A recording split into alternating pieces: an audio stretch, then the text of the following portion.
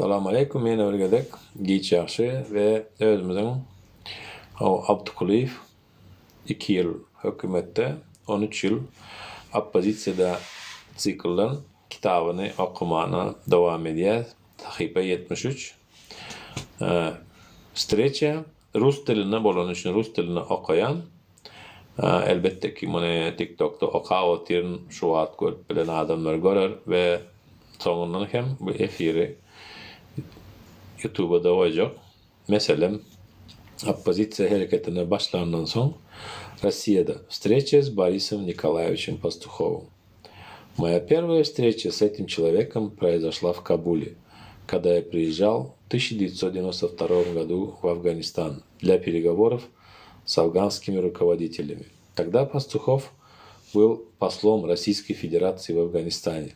Он помог организовать мои встречи с министром иностранных дел Абдел-Вали, президентом Афганистана Наджибуллой и очень доброжелательно отнесся к моей миссии, участвовал в некоторых моих встречах и помогал своими советами.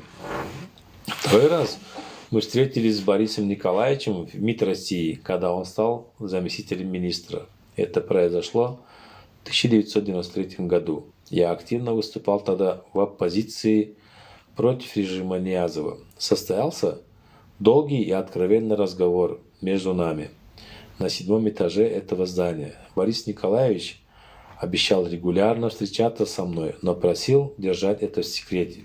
Из моего окружения о моей встрече в МИД России я говорил лишь Эсенову Мураду. Но и он не знал о том, с кем я говорил в МИДе. Когда я обратился в секретариат Пастухова с просьбой об очередной встрече, мне сказали, что передадут мою просьбу Борису Николаевичу, но он мне так и не ответил. Я объявлен врагом народа. В начале 1994 года туркменские власти объявили меня врагом народа, и во всех средствах массовой информации сообщали о том, что меня разыскивают туркменские правоохранительные органы. Туркменские диссиденты, переехавшие в Москву, часто собирались вместе. Число людей иногда доходило до 20 человек, чтобы обсудить ситуацию в Туркменистане. Yani 30 yıl bundan önkü günün edileceğin günümüzü hatırlattı da ayna bilen отражение береняли. Прямо как отражается, что было 30 лет в 1994 году, что происходит сегодня, в 2024 году. Чтобы заставить режим Ниязова считаться с оппозицией, до нас доходила информация о том, что власти Туркменистана обеспокоены действиями диссидентов в Москве. Я получил письмо от незнакомого человека, участвовавшего на одном из государственных совещаний, на котором председатель КНБ Сапар Мурат Сеидов отчитывался перед президентом о проводимой им работе против оппозиции. Он сказал, что мы, то есть оппозиция, оперилась, но он, Сеидов, скоро оборвет нам крылья. В 1993-1994 годах в Туркменистане усилилось недовольство населения существующим режимом из-за нехватки хлеба и других продуктов питания.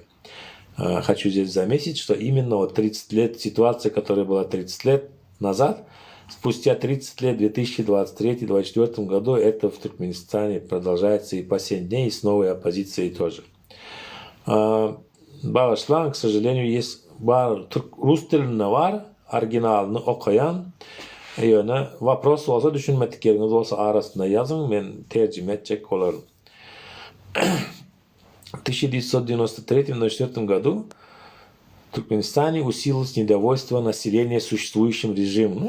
Şu vaqtki bo'lib turishini alaq, 94-yılda da halkın nagileligi, Turkmenistan hakimiyetine karşı çörek azık yetmezçiliği, продукты yetmezçiliği. И когда мы обсуждали эту ситуацию с М. Эсеновым и Халмурадом Соиновым, я предложил перенести нашу борьбу против режима внутрь Туркменистана. Для этого необходимо было консолидировать все антиниязовские силы. Народное движение Агзавирлик, партию демократических реформ, русскую общину, Компартию Туркменистана, группу молодежи во главе с Юсупом Кулиевым, спортивную молодежь, которых знал Хошали Гараев, а также тысячи ветеранов афганской войны, одним из руководителей которых являлся бывший депутат Верховного Совета Туркменистана Halmurat Söyünov. Halmurat Söyünov'u köpüğümüz tanıyız. Yani çok Afganların var, münglerçe Afganistların var diye. Çok vaktim diyen eken. И Эсенов, и Союнов поддержали идею переноса борьбы за демократию в Туркменистан. И мы начали активно готовить большую антиправительственную демонстрацию протестов в Туркменистане. К организованной работе были допущены довольно много людей. М. Эсенов, Халмурат Сюинов, Ширали Нурмурадов на каком-то этапе, Акмухаммед Зарыпов из Мары, Фомин Анатолий Петрович, Юсуп Кулиев и ряд других товарищей. В ходе подготовки к демонстрации протеста выяснилось, что Халмурат Сюинов не сможет задействовать ветеранов афганской войны в том количестве, в каком он обещал первоначально. Уже когда уже шла подготовка, уже Халмурат Сюинов оказывается, и тогда уже включил заднюю и выяснил, что он не может это сделать, не может обеспечить участие ветеранов афганской войны. Тогда я решил обратиться за поддержкой к Ата Чарыеву, бывшему вице-премьеру Туркменистана, который уже вышел на пенсию и не работал. Летом 1994 года я пригласил Ата Чарыева в Москву погостить у нас. Он принял мое приглашение и вскоре приехал. Находился у нас неделю.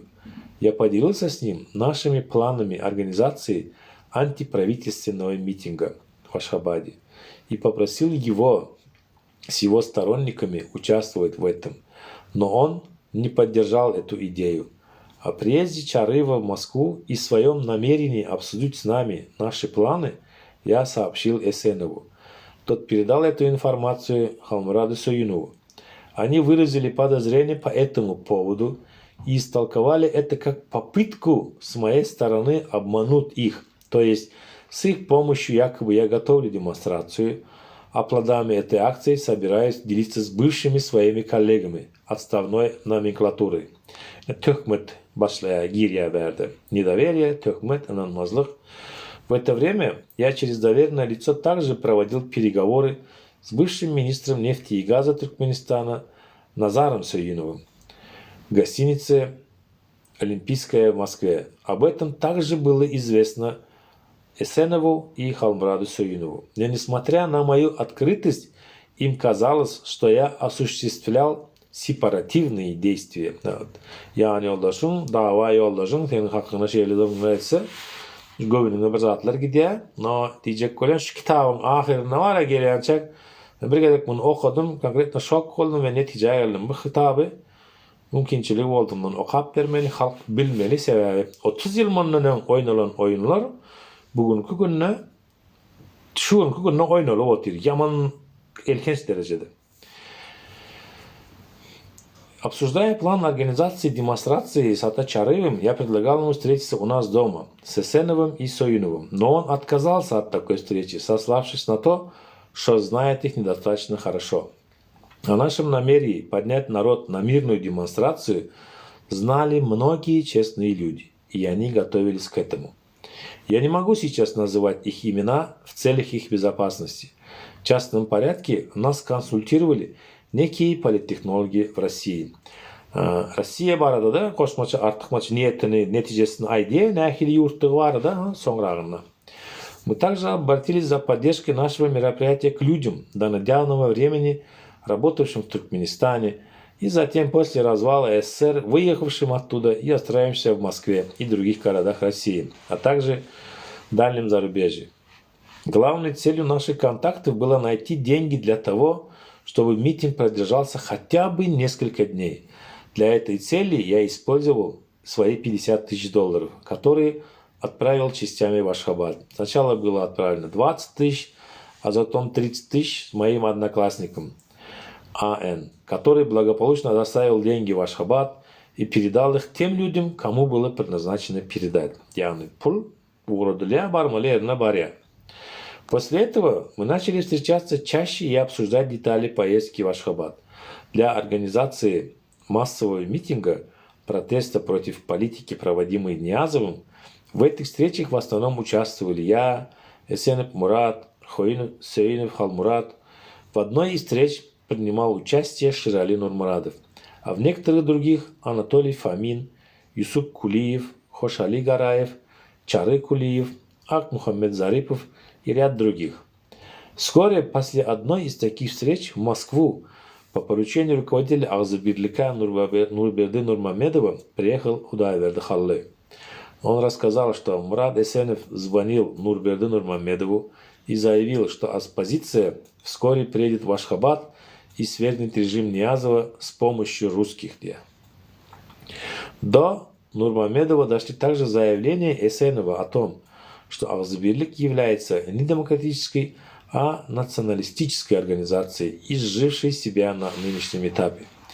Я долго объяснялся с этим вопросом с Худайберди Халлы.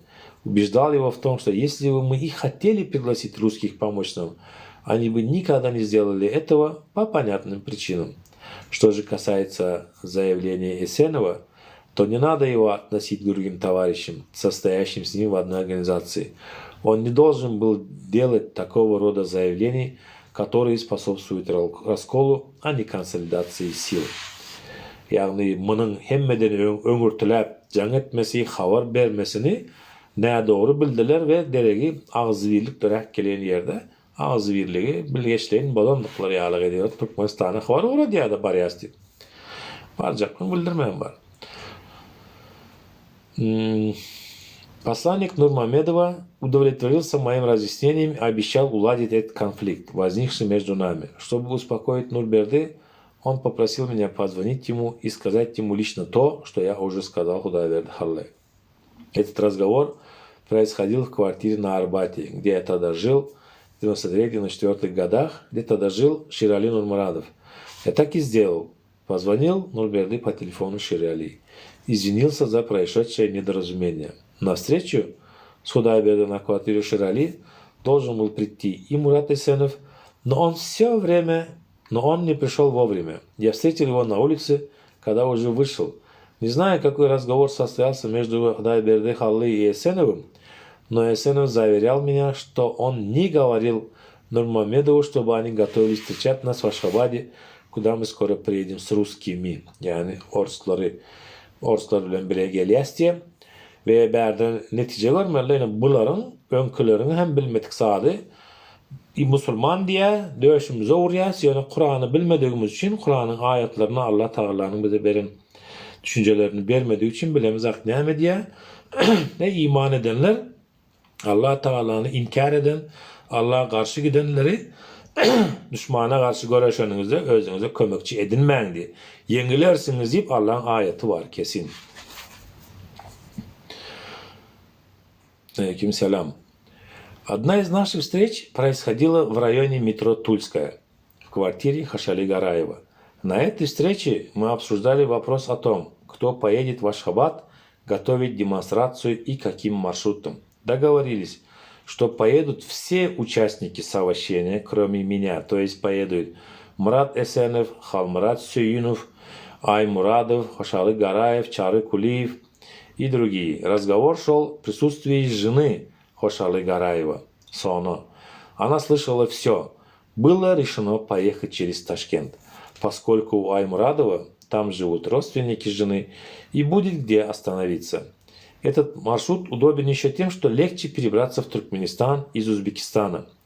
В ходе разговора Хошали Гараев пытался поднять вопрос об оплате с тем, чтобы семьи были обеспечены всем необходимым, и в поездке никто не испытывал ни в чем нужду.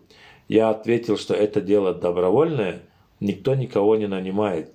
Если кто-то по каким-то причинам не может или не хочет этим заниматься, то он волен и может выйти из игры. За это мы не можем осуждать кого-либо. Итак, 4 октября 1994 года в районе метро станции Отрадная, недалеко от дома, где жил Эсенов, по его словам, на него напали 3 или 4 здоровых ребят и избили руками, кулаками, ногами и арматурными прутьями. Это произошло утром, когда он собирался на встречу со своими товарищами Халмурадом Сюиновым, Хошали Гараевым и Чары Кулиевым. Эсенов смог убежать от напавших от него парней, заявить в милицию о нападении, затем прийти домой и сообщить своим товарищам о случившемся. Все 3, Гараев, Кулиев и Сюинов, приехали к Эсенову и забрали его в квартиру Чары Кулиева, который жил недалеко от него. Врачебного освидетельствования Эсенов не захотел проводить. Пришел врач, знакомый Назара Худайбердиева, который в настоящее время работает в туркменской радиослужбе «Адатлык», и сделал ему перевязку. Спустя много лет Назар Худайбердиев рассказал мне, что интересовался у врача, сильно ли избили Эсенова. И тот сказал, что кроме небольшой царапины на голове, он не обнаружил у Эсенова никаких следов побоев. Тимек Яран Гурляптер. Вечером того же дня я с Аймурадовым приехали навестить Мурада Эсенова. В это время там находились Хошалы Гараев, Чары Кулиев и Халмурат Сюинов. Рассказ Эсенова о том, кто и как избивал его и почему он отказался от врачебного следствия, выглядел неубедительным. Посетивший Мурада Эсенова в эти дни Гуванч Гараев, который в настоящее время тоже работает в Азатлыке, в Праге, говорил мне, что у него не сложилось впечатление, что Мурада Эсенова действительно избили. Эсенов говорил, что он бывший боксер, знает приемы бокса, и поэтому ему удалось увернуться от ударов железными прутьями, которые могли проломить ему череп. В результате нападения, как рассказывал Эсенов, у него пропал атташе кейс. Это очень, как его, знакомая ситуация. Bir topluya atlıya hemen urcak koyarlar ve birinin dokumentleri itiyor. Eddil 30 yıl bundan oldu bu vaka. Eğer o yardımda salsak yakınlarda da birinin vakası kellesine gelip yiyordu bu vakalar, в котором лежало секретное письмо от Юсупа Кулиева, предназначенное всем нам, записная книжка Эсенова с телефонными номерами и 7000 американских долларов, которые типа он одолжил Гараев Халмураду Сюинову, чтобы тот расплатился со мной. Рассказ о пропаже денег был совершенно нелогичным. Я тут же спросил присутствующего при этом разговоре Хошали Гараева, одолжил ли он деньги. Тот не могу глазом подтвердил это, а Саюнов и вида не подал, что это не так. Было похоже, что все они сговорились между собой. Дильдушква. Легенда о пропаже денег пришлась по душе Саюнову, поскольку это давало ему моральное право забыть про свой долг мне. Вот такая история. Нужно было бы дождаться того времени, когда можно было бы провести по этому делу тщательное судебное расследование. Но, очевидно, я не дождусь наступления судного дня, поэтому рассказываю то, что знаю. По истечении многих лет я спросил об этом эпизоде men bu vaka var arada Çağrı Kuliyev'ten bu var sana Hoşalı Garayip Halmurat Söyünüve 7000 dolar verdi, pul verdim mi ve şu pullar gitti mi deyip soradım dedi öğrenci oktyabırda. Yıllardan son Çağrı Kuliyev'in veren cevabı Çağrı Kuliyev ответил мне, что Гараев не давал Саюнову никаких денег в долг, и у него и не было таких денег. Несколько слов о долге Мурада Эсенова и Халмурада Саюнова мне. Весной 1994 года на одной из встреч, проходивших у меня дома на фестивальной в Москве, Халмурат Саюнов жаловался на свое трудное материальное положение. Он говорил, что у него имеется грузовая машина, на которой он мог бы привозить овощи из Нижнего Новгорода для продажи в Москву, а из Москвы возить товары в Нижний Новгород. Но для этого нужны деньги. Все тогда знали, что деньги у меня есть, так как только несколько месяцев назад Рашид Назар вернул мне долг, как мы считали в предыдущей главе, ему вернули 50 тысяч долларов, и самый богатый человек в Москве на тот момент был Авдыкулиев среди них. Слова Халмурада Саюнова о необходимости денег я воспринял как намек в свой адрес и предложил ему, что если он, присутствующим при этом разговоре Мурада Эсенов, возьмутся совместно наладить такую торговлю, то я дам им в долг для этой цели несколько тысяч долларов. 2 расписки, составленные рукой Эсенова и подписанные Эсеновым и Саюновым, хранятся у меня до сих пор. И приведу полный текст расписки. Мы tercüme edecek bolarım. Мы, ниже подписавшиеся Мурат Эсенов и Халмурат Сюинов, под полную свою ответственность берем от Кулиева Авды 7800 долларов США для торгово-закупочных работ сроком на 30 дней. Срок получения указанной суммы 18 мая 1994 года, Срок возвращения 16 июня 1994 года.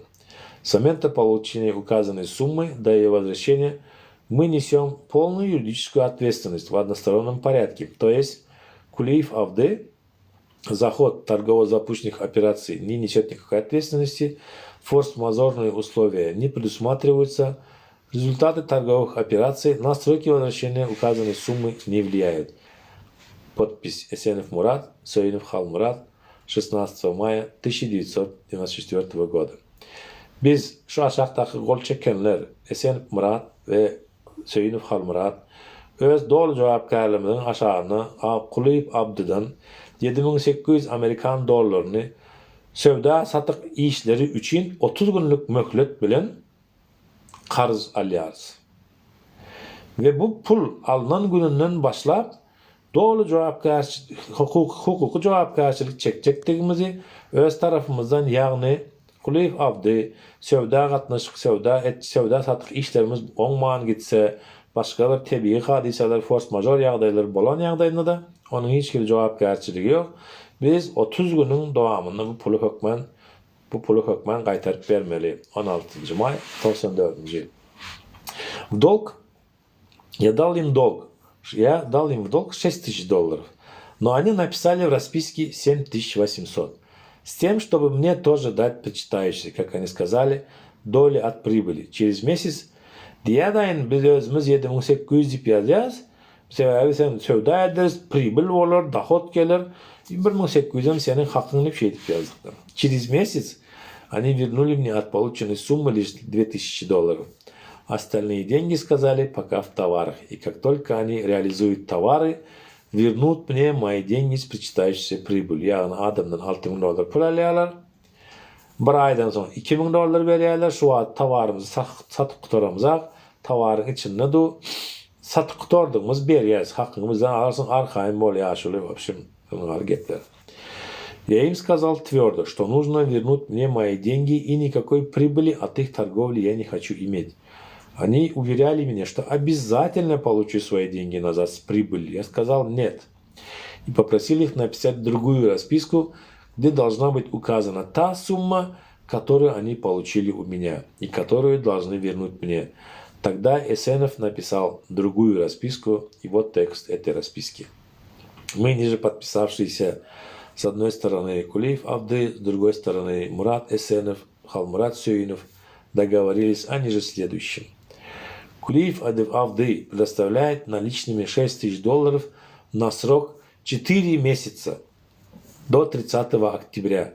Мурат Эсенов и Халмурат Сөйнов берут под свою ответственность вышеуказанную сумму. Условия договора. Мы, Эсенов и Сөйнов, ежемесячно возвращают 20% от $6000 до октября включительно.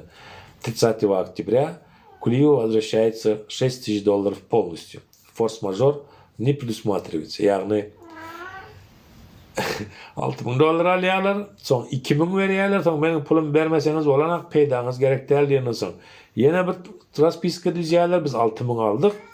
Ýene 4 aýdan soň berjek diýär. Ve 4 aýdan soň berjek pulumuzy her ay 20%dan tölecek diýär. Näçe bolýan bolsa, matematikler sanar.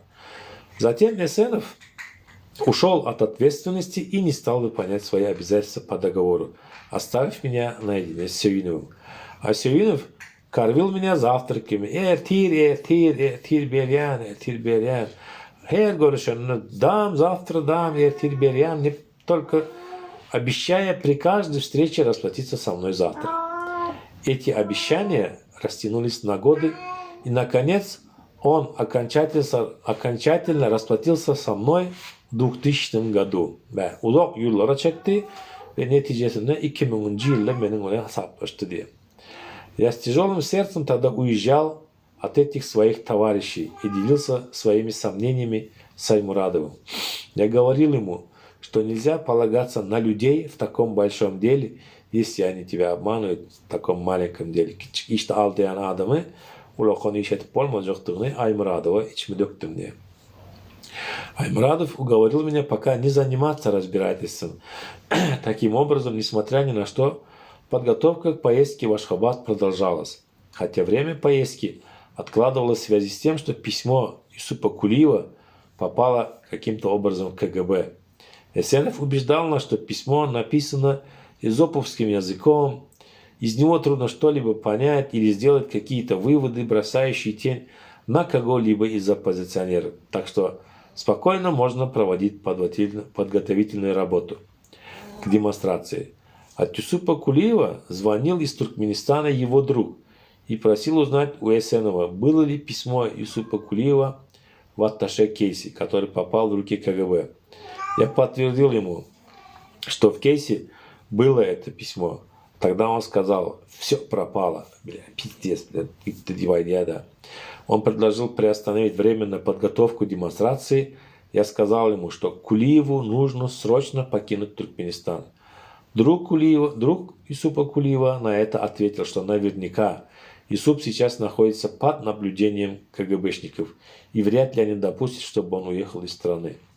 На этом наш разговор прекратился. После этого разговора я просил отложить поездку, пока не прояснится обстановка в Туркменистане. Но другие возражали мне. Говорили, что колесо запущено, обратного хода уже нет. Разговор происходил на Пушкинской площади Москвы.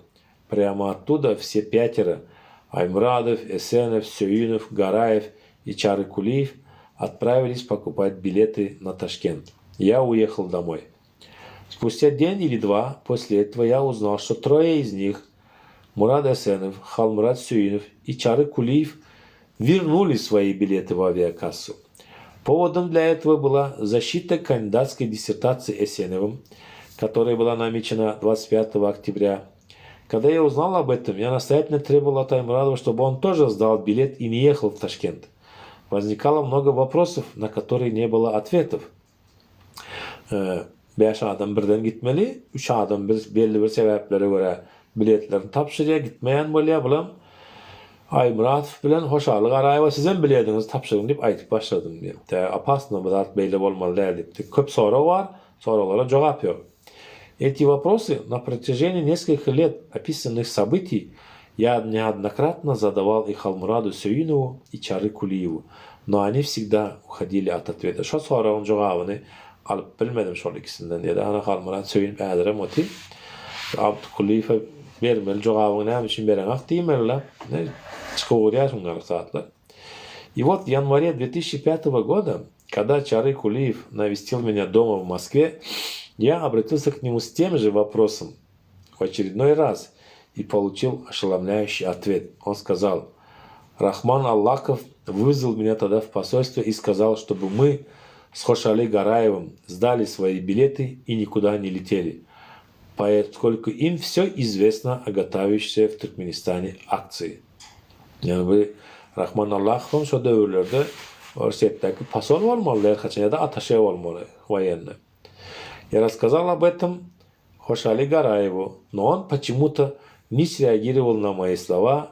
Я сдал свой билет. На мой вопрос, почему же ты об этом не предупредил ни меня, ни Аймурадова, вразумительного ответа я от Чары Кулиева так и не получил. Gep oyna diýerler, näme igra slov edýärler, gep oyna diýerler, sorawdan gaçýarlar, jogapdan gaçýarlar. Onu bugünkü günde de görüp otyýuz, öňkülerde de, häzirkilerde de. Тогда, в октябре 1994 года, Аймурадов настоял на своем. Сказал, что все будет хорошо.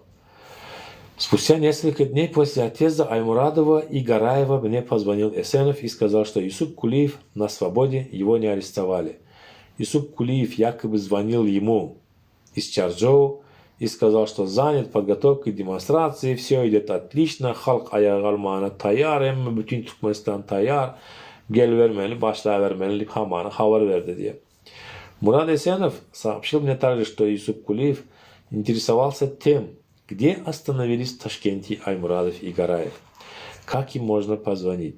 Эсенов спрашивал меня разрешение на то, чтобы дать телефон Аймурадова в Ташкенте. Я сказал, что мы все в одной команде. Какой может быть разговор о том, давать или не давать телефон? Если он спрашивает, то нужно дать. Inamçılığı diýäde, sadaçylyk oýnaýarda bäde rol, inamdyrtdylar töweregine geçip bererler, çyny bilen oýun oýnap. Allah belasyny berjekdir ýalancılaryň inşallah. Bersin hem. Hazırki dövrüklerden berisin. Allah'ım meşgul zalimine, biz заlimine, бедняким салимин. Буквально через день или два из Ашхабада поступили уже другие вести. Кулиева забрали в КГБ и там допрашивают его с применением психотропных средств. 25 октября 1994 года прошла защита кандидатской диссертации Эсенова в здании ДИП Академии МИДа России. Мы все были там. А 27 октября из Ташкента мне позвонил Аймурадов и сообщил, что дом, где он и Гараев остановились, окружили со всех сторон узбекские полицейские спецслужбы. Спрашивал, чем бы я мог помочь им в этой ситуации. Нет ли у меня прямого выхода на президента Каримова или на других узбекских руководителей. Я спросил его, нет ли какой-либо возможности выбраться оттуда незамеченными. Он ответил, что такой возможности нет. Görüyen, telefon nomeri berýärler, adresler alınıplanýar ve Özbegistan milisiýasy, KGB'si bular akrujide diýär. Türkmenistana var, hereket etmedi. Ölmäne giden adamlar da, ölmäne uğradylan adamlar, ölüme uğradýarlar göni. Adamlaryň köpseýin tägamyna internetde gyrip bez оппозиционерди. Они заранее подготовились. Туркменские власти действительно были полностью осведомлены о том, куда наши товарищи направлялись и где собирались останавливаться. Они заранее подготовились к аресту Аймурадова и Хошалы Гараева и обратились с запросом к правоохранительным органам Узбекистана выдать их туркменским властям, поскольку, по заявлению туркменских спецслужб, они намереваются совершить покушение на жизнь президента Ниязова и государственный переворот в Туркменистане, хотя дело шло о демонстрации, мирном митинге. Все средства массовой информации в Туркменистане писали о поимке двух преступников. 8 октября 1994 года сотрудники туркменских спецслужб перевезли Мурада Аймурадова и Хошалы Гараева в наручниках из Ташкента в Ашхабад, предъявив им обвинение в подготовке к совершению покушения на жизнь президента и других руководителей страны с целью захвата власти в Туркменистане. Вслед за этим событием в Москву прилетела жена Аймурадова, Алина Семеновна Аймурадова. Она приехала ко мне домой и во всем произошедшем с ее мужем начала обвинять меня. В то же время она потребовала от меня письменное заявление о том, что ее муж не имеет никакого отношения к фонду Туркменистан и политической деятельности, которую я веду. Я, естественно, выдал ей эту бумагу. Она сообщила мне, что она наняла очень дорогих адвокатов для защиты мужа, которых нашли ей ее знакомые. Я сказал, что есть другие адвокаты, которых я нанимал для защиты Эсенова, Сюинова, это Кузнецова, Татьяна Георгиевна и Николай Николаевич, мать и сын, очень опытные и известные в мире юристы. И что важно, что они так дорого не берут за свою работу. Я даже познакомил Алину Семеновну с Татьяной Кузнецовой. Но она почему-то не согласилась нанять ее для защиты своего мужа. Она заявила, что те адвокаты, которых она решила нанять, и их почему-то трое, требуют заплатить аванс в сумме 10 тысяч американских долларов. А у них с собой этих денег нет. Она была тогда со своим сыном Назаром. И не мог бы эти деньги заплатить адвокатам я. Из уважения к Мухаммеду Аймурадову я сказал, что заплачу, но лично самим адвокатам. На утро второго дня после этого разговора мы встретились в адвокатской конторе в районе метро Курская с одним из 3 адвокатов, нанятых для защиты Аймурадова. И я при Алине Семеновне и ее сыне Назаре отдал 10 тысяч долларов в качестве аванса. На этом мы попрощались и ее сыном, с Алиной и ее сыном. С адвокатами Аймурадова я виделся часто и сотрудничал с ними постоянно, пока они вели дело Аймурадова и ездили время от времени в Ашхабад. Они выступали на правозащитных конференциях, организуемых в Москве, рассказывали курьезы о том, как ведутся судебные дела в Туркменистане. Кому только мы не обращались с просьбой оказать нам помощь в освобождении Аймурадова и Хошалы Гараева из тюрьмы. Проводили многочисленные пресс-конференции с участием авторитетных международных правозащитных организаций Human Rights Watch, Amnesty International, правозащитный центр Мемориал, Виталий Пономарев, по поводу незаконного ареста Аймурадова и Гараева. Я встречался с российским омбудсменом Сергеем Ковалевым, имел с ним долгий разговор по судебному делу, открытому в Ашхабаде против туркменских диссидентов. Я просил его оказать содействие в освобождении из тюрьмы Аймурадова и Гараева, один из которых, Гараев, имеет российское гражданство, а другой, Аймурадов, собирается в скором времени получить гражданство России. Ковалев обещал помочь в освобождении заключенных, но не выполнил своего обещания. Он даже не выступил с публичным заявлением, осуждающим незаконные действия Ниязова против российских граждан. До сих пор в повестке дня международных правозащитных организаций фигурирует имя М. Аймурадова как политзаключенного узника совести. Они требуют освобождения Аймурадова, но Ниязов, как и Бердымухамедов, продолжает игнорировать требования. Что же касается Гараева, то по поводу его насильственного убийства в тюрьме в сентябре 1999 года, пошумев какое-то время, правозащитники замолчали и изредка вспоминают об этом случае по тому или иному поводу. Или же вообще об этом забыли, о Хошалы Гараеве. Правозащитник Лервара Дейтлиангуру. Когда жена Аймурадова, Алина Семеновна, нанимала адвокатов для защиты своего мужа, я просил ее и самих адвокатов взять на себя и защиту Гараева, поскольку и Аймурадов, и Гараев проходят по одному и тому же делу. Тогда Алина Семеновна ответила мне: нельзя этого делать, ибо Гараев дает обвинительные показания против моего мужа. Это меня несколько удивило. Чтобы Гараев не почувствовал себя одиноким и защищенным, я предложил его другу Чары Кулиеву совместно нанять адвоката из Москвы для его защиты.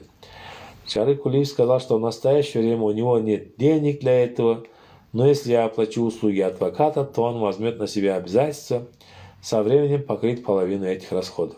Я предложил ему нанять опытного адвоката Мельниковского Мирона Симоновича, с которым меня познакомил один туркмен, который тогда учился в аспирантуре.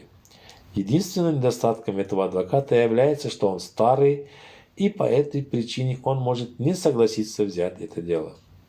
Он очень мобильный, но если возьмется, то не проиграет.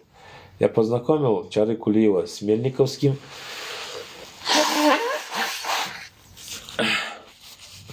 Извиняюсь, башла. Насморк. Мы убедили его взяться за защиту Гараева.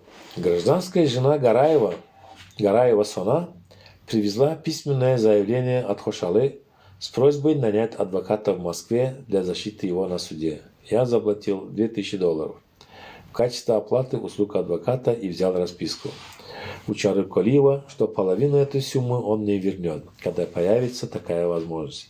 Но возможность у него так и не появилась до сегодняшнего дня. Мельниковский съездил в Ашхабад, встретился там со своим подзащитным Хошалы Гараевым, ознакомился с материалами следствия и вернулся оттуда разъяренный и расстроенный. Он возмущался и выражал свой гнев в мой и Чары Кулиева адрес в связи с тем, что мы втянули его в безнадежное дело. Он говорил вам: да тот, кого вы хотите защитить, дает показания против вас, обвиняя вас в попытке организации покушения на жизнь президента и госпереворота в Туркменистане. Вы дураки, сказал нам Мельниковский и отказался дальше защищать Гараева. Урандырлар, чекендірлер, психотроптан долдырандырлар, мечбур атаң мага каршы гүрлетиптирлер да. По делу покушения на жизнь Ниязова и попытки совершения госпереворота в Туркменистане туркменские власти направили запрос в Генпрокуратуру России и просили меня выдать Эсенова и Халмурада Сёинова в руки туркменского правосудия. Генпрокуратура России в ноябре 1994 года произвела арест Эсенова, Сёинова по запросу Туркменистана.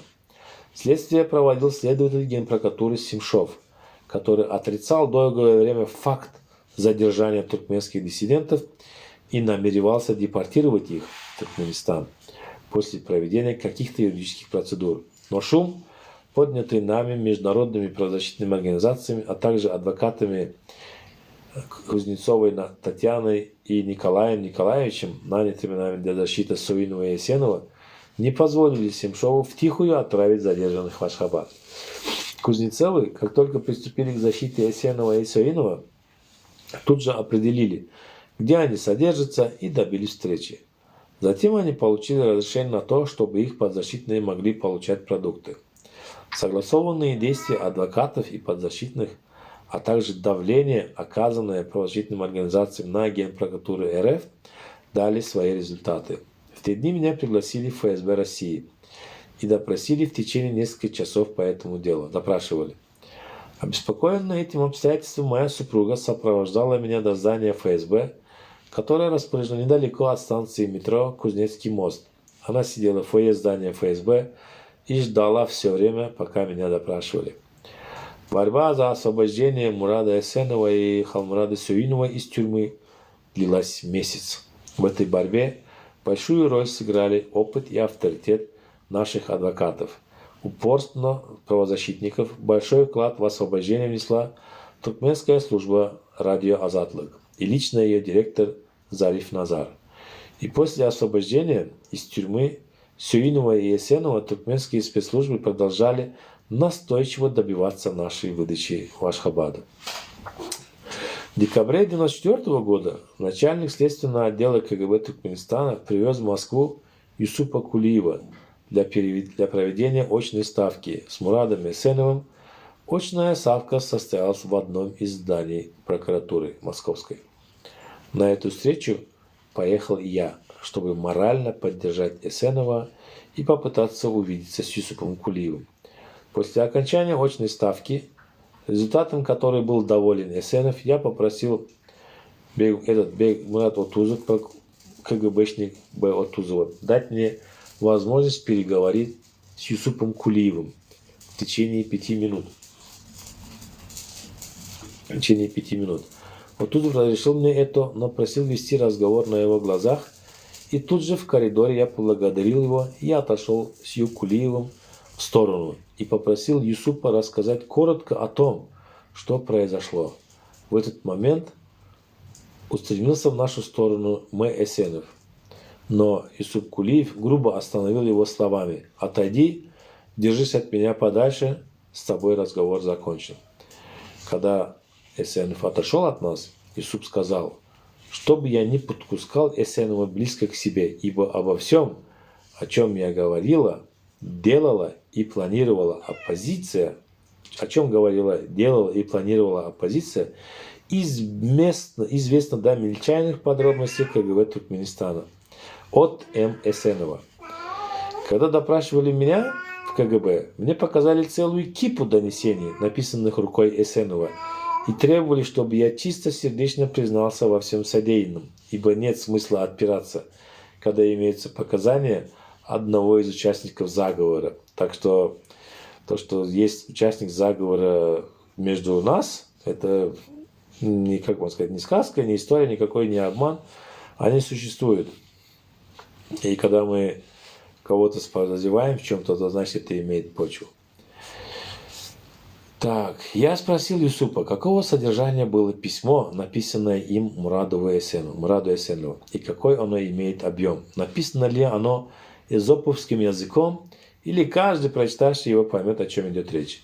Кулиев сказал, что письмо большое, на 3 листах, и все изложено открытым текстом, но в нем содержался также материал, предназначенный для Радио Свобода. На этом наша беседа прервалась. Значит, получается, Мурат Есенов был главный стукач против Абдыкулиева, но я одновременно был правой рукой и хорошим другом Халмурада Суинова.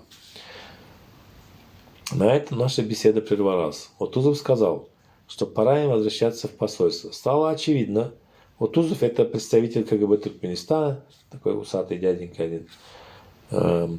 Стало очевидно, что Есенов врал нам всем, когда говорил, что письмо небольшое, пол-листа, и этот никто не поймет, там все с шифровкой написано, о чем там говорится. У оппозиции имеется очень много вопросов к Мураду Есенову в связи с этим делом. Но этим должен заниматься суд.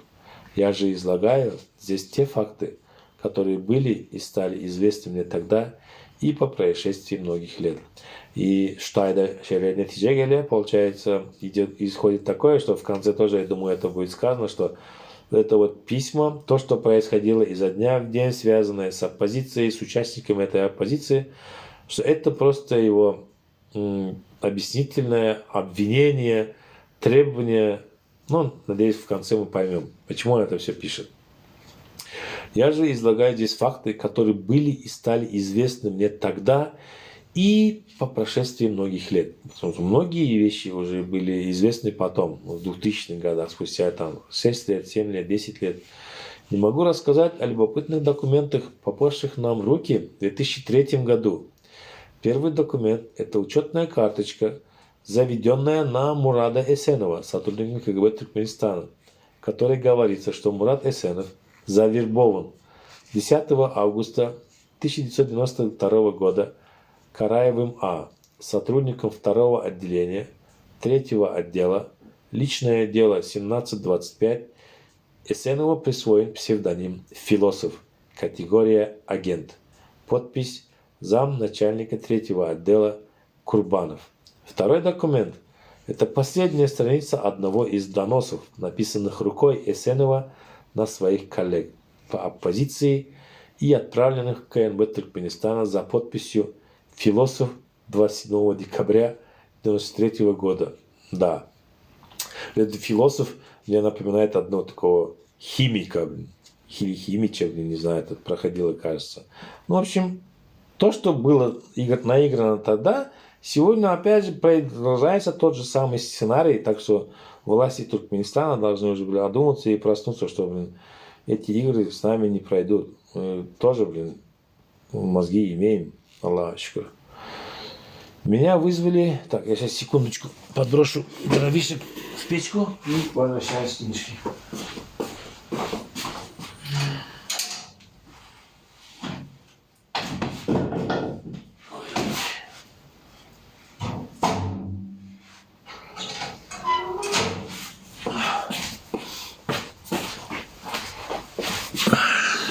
Благодарю. Так.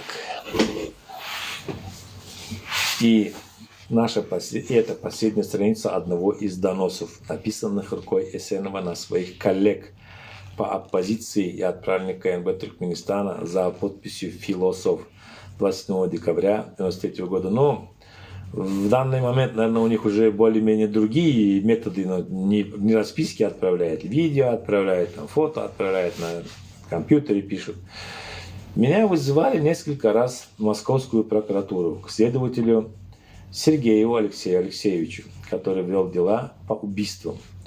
После проведения первого следствия он пришел к выводу, что в моих действиях нет состава преступления, и отпустил меня домой. Но его заключение не удовлетворило вышестоящее начальство Туркменистана, туркменскую сторону. Как мне сказал Сергеев, ему пришлось по моему делу выехать в Ашхабад, чтобы ознакомиться с какими-то вещественными доказательствами, которые обещали ему демонстрировать туркменские власти. Вернувшись из поездки в Туркменистан, Сергеев снова вызвал меня в прокуратуру и довольно долго допрашивал. Он снова пришел к тому же заключению, которое он сделал после первого допроса, и посоветовал мне выехать куда-либо в третью страну на длительное время, если у меня есть такая возможность. Я вспомнил о предложении Зарифа Назара работать на радио «Свобода». И спросил его, можно ли приехать сейчас к нему на работу. Зариф Назар тут же направил мне приглашение на работу, за что я ему благодарен. Это было начало июля 1995 года. Я с супругой Татьяной выехал в Прагу поездом, и 8 июля мы прибыли в Прагу, Чехию. По прибытии на вокзал я позвонил на радио. На работе был Куванч Гараев. Он встретил нас, отвез в квартиру, где мы должны были разместиться. Так началась наша жизнь и работа на радио «Свобода». Во время моей работы на радио были, как водится, и огорчения, и радости. И все же было больше радостных моментов, чем печальных. С Зерифом Назаром работать было и легко, и трудно. Мешало нашей слаженной работе мое положение оппозиционера. Радио «Свобода» должно было быть нейтральным, отстраненным и объективным. Зериф Назар боялся потерять эти качества, открывая зеленую дорогу передо мной. Ему казалось, что я могу использовать радио только в своих интересах и превратить его в рупор оппозиции. Письма с подобными обвинениями поступали на имя руководства Радио Свобода как от туркменского правительства, так и некоторых представителей оппозиции, например, Мурада Эсенова, Халмурада Сюинова, Шейх Кадырова и других. Они обвиняли меня и Зарифа Назара в том, что мы, вопреки принципам Радио Свобода, превратили его в радио оппозиции. Получается, Халмурад Сюинов тоже писал доносы и жалобы на Авдокулиева. Вот какие тут факты выходят. Принципом Радио Свобода превратили его в радио оппозиции, а конкретно в радио Кулиева. Руководство Радио Свобода проводило несколько расследований по этим жалобам. Переводили на английский язык для ознакомления американского руководства радио мои статьи, выступления, интервью, переданные в эфир, но не нашли ничего такого, что подтверждало бы утверждение жалобщиков. Тем не менее, в какой-то степени они достигли своих целей. Руководство Радио Свободы, ссылаясь на то, что я являюсь одним из руководителей туркменской оппозиции, предложило мне или отказаться от оппозиционной деятельности и заняться на радио только журналистикой, или целиком заняться оппозиционной работой. На радио мне не разрешалось выступать на туркменские темы. Тогда я подал заявление об уходе. Зариф Назар с облегчением вздохнул, а отвечавший за туркменскую службу Радио Свобода Дональд Дженсен предложил мне забрать мое заявление обратно и продолжать свою работу. Но я сказал ему, что если не разрешает мне писать на туркменские темы, то нет смысла оставаться на радио.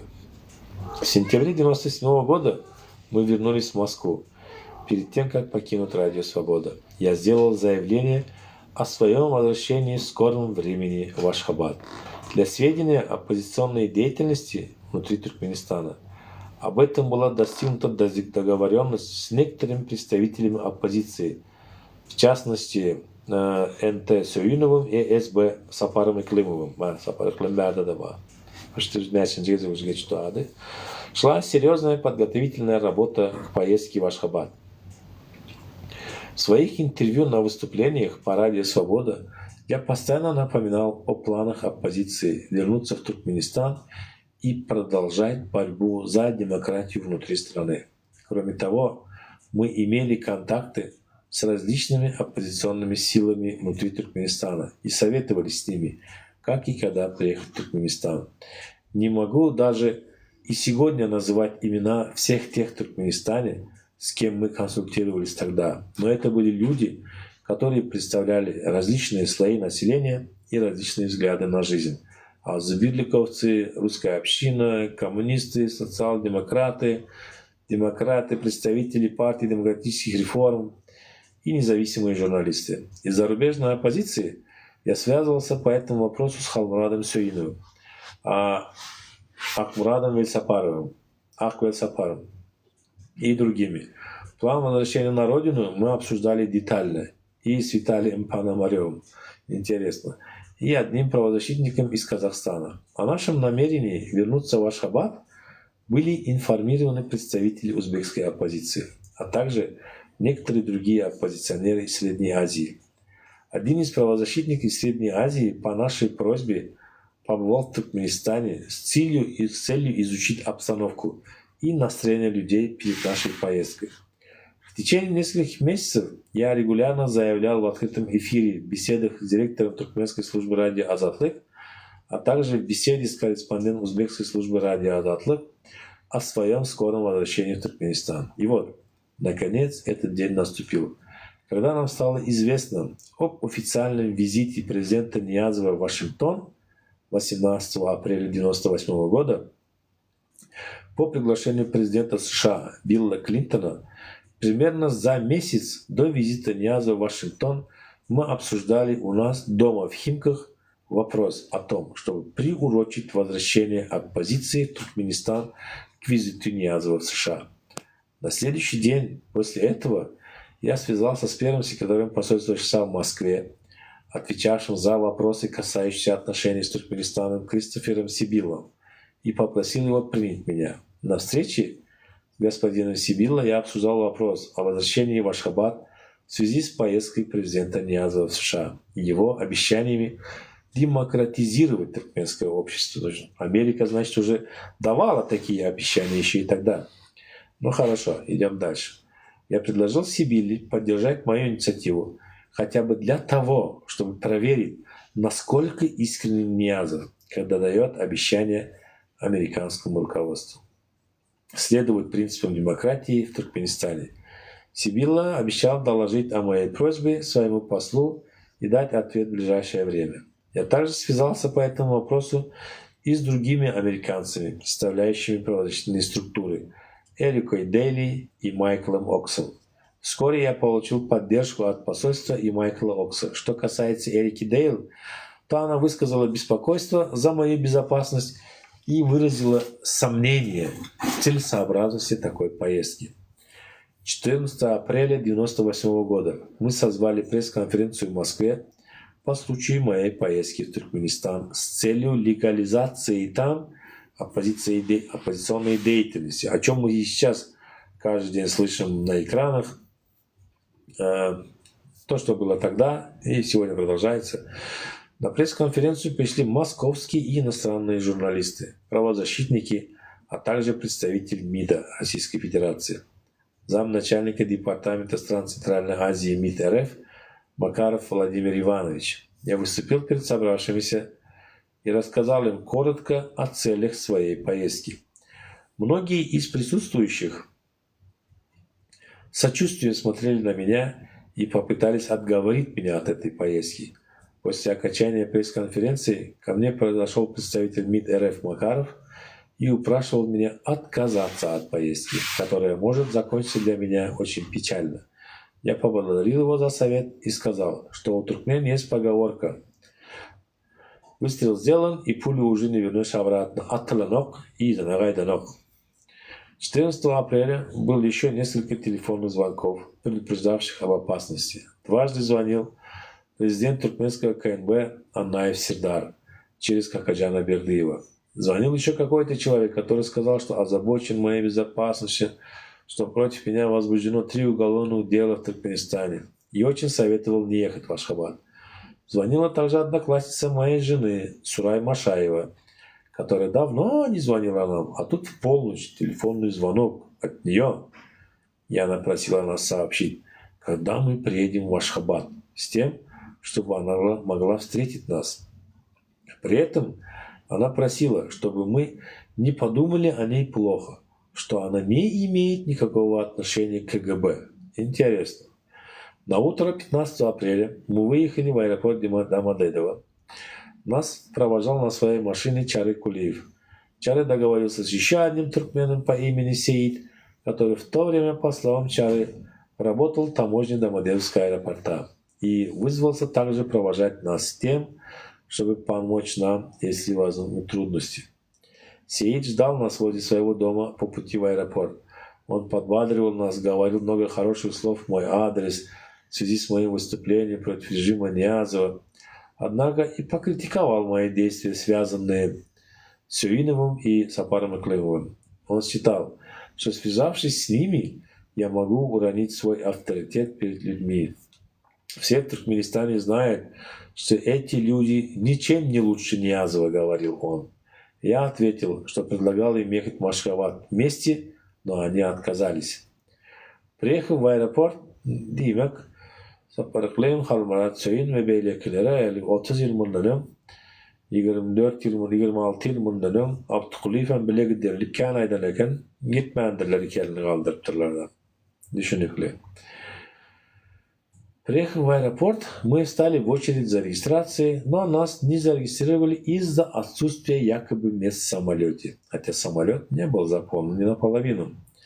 Пассажиры, стоявшиеся в очереди за нами, среди них были также иностранцы, подняли шум, возмущались, но никого больше не пустили в самолет из-за его перегруженности. Всех, кто не смог вылететь этим рейсом, обещали отправить на следующий день. Мы обменяли свои билеты на 16 апреля. Но и в этот день мы не смогли вылететь в Ашхабад. Нам сообщили, что самолет из Ашхабада не прилетел, рейс отменили. Поняв, что туркменские власти не намерены пустить нас в страну, мы сдали билеты. Затем, снова обсудив сложившуюся ситуацию, мы решили сделать еще одну попытку. Но в кассе, куда мы обратились за билетами, нам ответили, что есть указание не продавать билеты на ашхабадский рейс. Интересно. Знакомая ситуация, да. Однако кассир, который мы лишь час назад сделали билеты, сказала, что может выписать нам их от руки. Но если мы не улетим и затем их сдать, то она не сможет вернуть нам деньги, так как в компьютер наши имена не занесены. Мы согласились купить билеты на этих условиях. Нелегальный билет купили, получается. 17 апреля утром мы приехали в аэропорт, нас зарегистрировали, мы направились...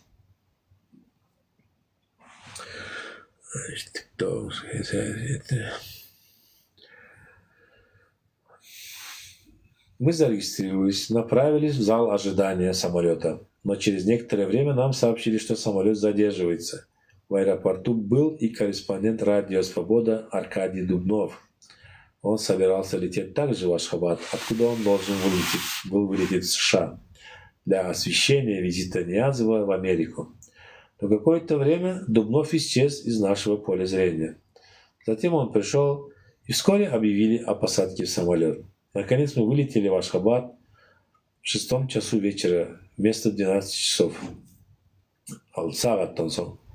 Обсуждая поведение Дубнова в аэропорту, мы с Пономаревым пришли к выводу о том, что Дубнов убеждал туркменскую сторону, исходя из своих личных интересов, выполнить рейс, не отменять его.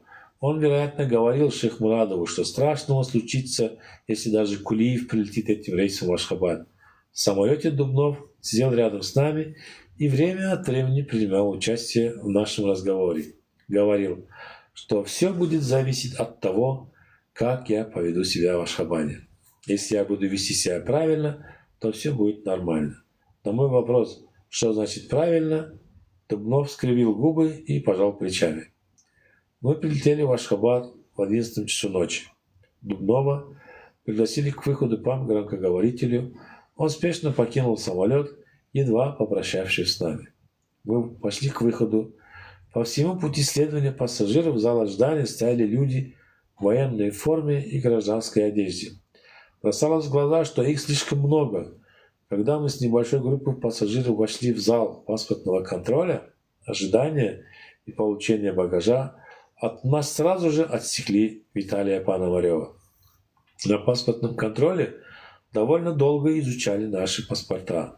Один из летевших с нами пассажиров, очевидно, успел выйти к встречающим и, вернувшись в спешке, сообщил мне, что мои родственники встречают нас, и они интересовались у него, прилетели ли мы этим рейсом. Так как он не знал, прилетели ли мы или нет, решил вернуться и убедиться в этом, чтобы сообщить им о нашем приезде. Я поблагодарил его и просил сообщить родственникам, что мы прилетели, но нас задержали сотрудники КГБ и не выпускают. Как выяснилось потом, этот человек сообщил нашим родственникам все, о чем мы его просили. Мне и моей супруге сотрудники КГБ Туркменистана предложили пройти в разные кабины, расположенные рядом с залом ожидания. Почти час мы провели в ожидании, после чего нас увезли на разных машинах в здание КГБ. Выходя из машины, я встретился со своей женой. Затем нас снова разделили. Ее отвели в один кабинет, меня в другой. Я вновь встретился со старым знакомым, начальником следственного отдела КГБ Бегмурадом Отузовым. Он допрашивал меня всю ночь. Я отвечал на все его вопросы, в том числе и те, на которые отвечал уже не раз. В ходе допроса я заявил, что находящиеся в туркменской тюрьме Мухаммедкули Аймурадов, Хошали Гараев, Гулгелди Анна Ниязов, и другие находятся там незаконно. Вы обязаны их выпустить. Они ни в чем не виноваты. Если хотите судиться, судитесь со мной. Для этого я приехал в Ашхабад, сказал я. Когда допрос подошел к концу, я предложил ему отвезти нас домой, поскольку мы устали и проголодались с дороги. Отдохнем сегодня и рано утром вернемся к вам, чтобы вы смогли продолжить свой допрос, если осталось еще о чем нас допрашивать. Отузов на это ответил, что нужно еще немного подождать, а затем он сам отвезет нас домой. Отузов позвонил своей супруге по телефону, попросил ее прислать еду. Пауза между допросами длилась изрядно долго. И мы разговаривали на разные отвлеченные темы. Отузов, как всегда, демонстрировал свой благожелательный настрой по отношению ко мне. Время от времени ему звонил вышестоящий начальник, в то время председатель КНБ Мухаммед Назаров, и интересовался тем, как мы чувствуем себя, испытываем ли какую-то тревогу, нервничаем ли. Отузов отвечал ему, что мы чувствуем себя спокойно, не нервничаем. Этим он явно демонстрировал нам свою симпатию и сочувствие. Через некоторое время из дома Отузова привезли жареную рыбу и туркменский хлеб. Отузов попросил, чтобы в его кабинет привели мою жену, и мы втроем сели поесть. Пили чай и даже шутили. Затем Отузова вызвало начальство. После довольно долгого отсутствия он пришел и попросил меня письменно изложить цель своего приезда в Ашхабад. Я написал, что я приехал для легализации туркменской оппозиции, а также для того, чтобы поставить точку на 3 уголовных обвинениях, выдвинутых против меня туркменским правительством. Третья моя цель состоит в том, чтобы встретиться с президентом Ниязовым и обсудить с ним пути выхода Туркменистана из политического и экономического кризиса. Отузов прочитал то, что я написал. Я спросил, этого достаточно? Он кивнул головой и пошел с этим объяснением к Мухаммеду Назарову, представив ко мне одного из своих подчиненных охранникам. Это было в 3 часа ночи. А под утро он вернулся и сообщил мне, что велено меня арестовать. Он вызвал мою жену из другого кабинета, где ее допрашивала какая-то сотрудница КГБ, и сообщил ей о моем аресте с тем, чтобы она забрала мои личные вещи домой, шума не поднимать, сидеть и ждать, пока они будут разбираться со мной. Я попросил ее связаться прежде всего с американским посольством в Ашхабаде и сообщить о том, что меня арестовали, поднять шум в российской печати и поднять на ноги все правозащитные организации, информировать туркменскую службу «Радио Свобода».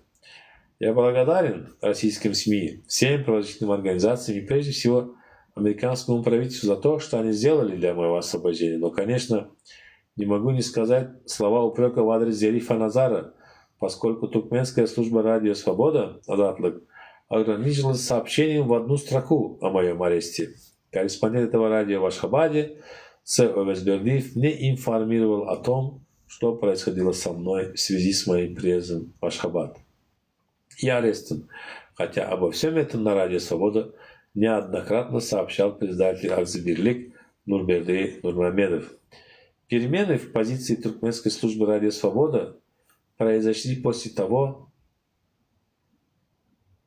как под воздействием американских журналистов и правозащитников официальный Вашингтон выразил свое недовольство в связи с моим арестом и потребовал от Ниязова моего освобождения, как условие его принятия в Белом доме.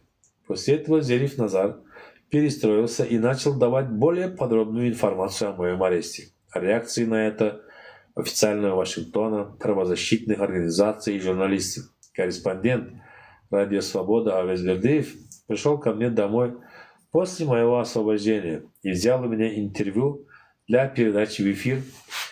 Пока я сидел в тюрьме КГБ, единственный, кто поддерживал меня, кроме моих родственников, были руководители Алзавирлик Нурберди Нурмамедов. Они везде ходили, в КГБ, посольство США, РФ, требовали моего освобождения.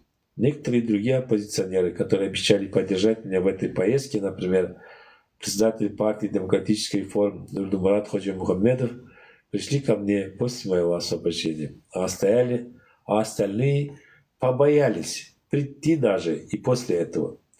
Бывший зампред кабинета министров Туркменистана Атачараев и бывший министр охраны окружающей среды Тойли Чореклеев и ряд других людей пришли ко мне домой поздно вечером, 21 апреля, и выражали солидарность и поддержку.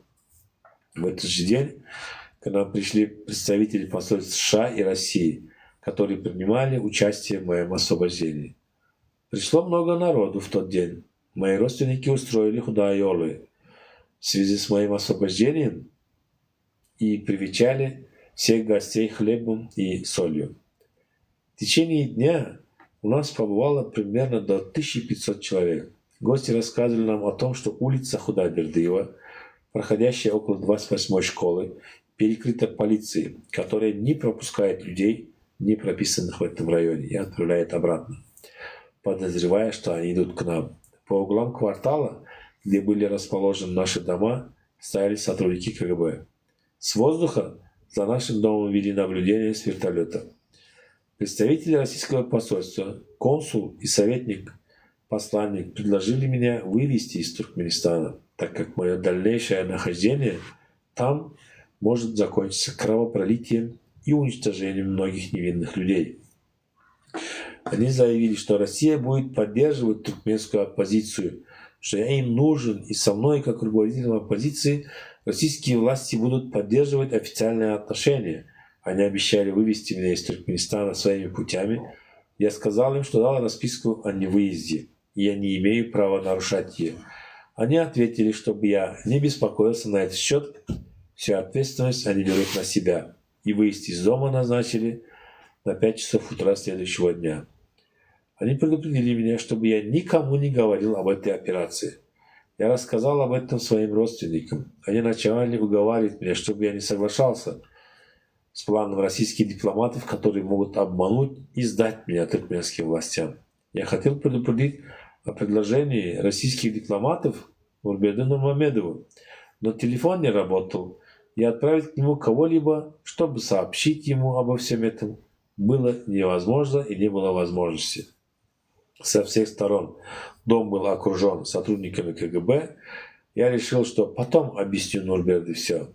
На утро мы были готовы к отъезду. За нами приехали 2 российских дипломата на 2 машинах и увезли нас в аэропорт.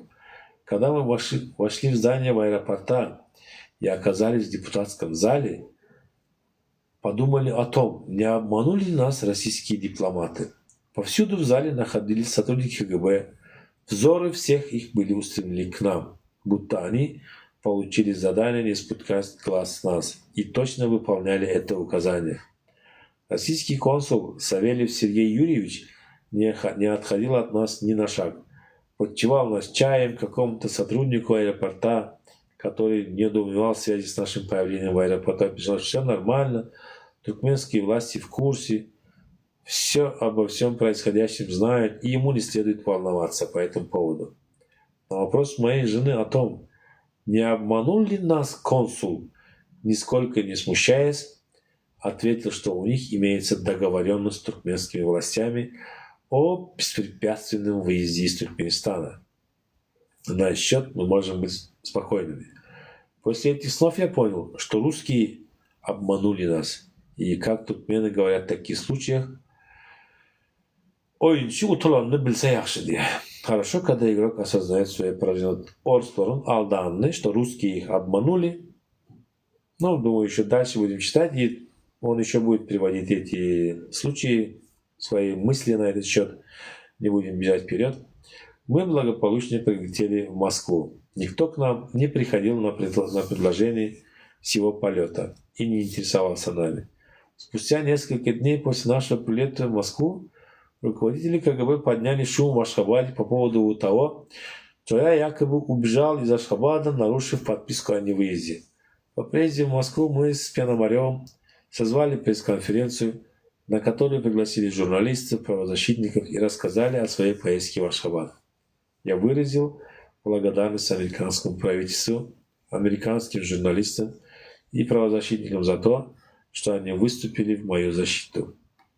И благодаря этому меня выпустили на свободу. Я выразил свою признательность российским СМИ и правозащитникам за их большую роль в моем освобождении из тюрьмы. В то же время я рассказал о неблаговидном поведении российских дипломатов, вступивших в сговор с туркменскими властями по организации моей отправки из Туркменистана. Участники пресс-конференции выражали сочувствие и поддержку в связи с тем, как обращались с нами туркменские власти. Но среди журналистов был и недоброжелатель, корреспондент туркменской службы радио «Азатлык» Бердиев, Бердиев, который задавал явно по заданию тогдашнего своего шефа Зарифа Назара вопрос провокационного характера, имевший цель дискредитировать нашу поездку. Я ответил ему тогда, что он задавал свои вопросы, а не чужие. А если автор этого вопроса хочет услышать ответ на него, пусть задает свой вопрос сам. Этот вопрос был продолжением позиции Зарифа Назара, которую он выразил тем, что туркменская служба радио «Азатлык» несколько дней практически молчала по поводу моего ареста. По происшествии нескольких лет Бердиев извинился передо мной за этот свой поступок на той пресс-конференции. Наша поездка, хотя и не достигла той цели, которую мы ставили перед собой, в целом принесла успех оппозиции.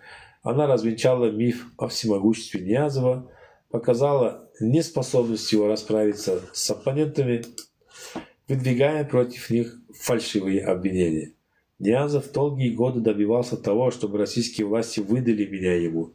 Но когда я сам приехал в Туркменистан, чтобы судиться с ним по выдвинутым им против меня обвинениям, он растерялся и решил поскорее выпроводить меня из страны, вступив в сговор с российскими дипломатами.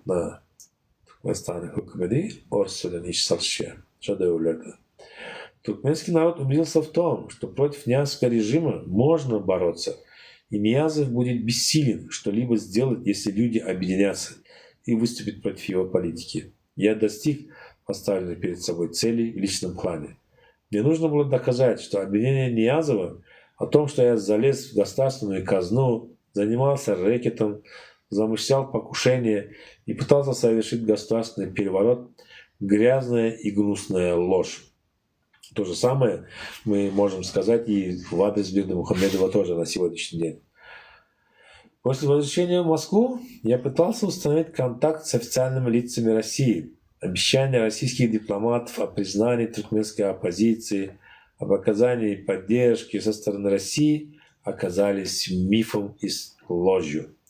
Мои попытки наладить связи с партиями Егора Гайдара, Григория Явлинского через его помощницу Галину Чинарихину также не дали результатов. Лишь КПРФ в лице заместителя председателя этой партии Валентина Купцова откликнулась на нашу просьбу установить сотрудничество. Долгое время фонд Туркменистан пользовался поддержкой КПРФ в издании своего журнала «Эркен Туркменистан». В издании этого же журнала нам оказывали помощь также зарубежные спонсоры. Основное усилие мы направляли на просветительскую деятельность и консолидацию демократических сил в борьбе за демократию, прав человека и свободу слова в Туркменистане.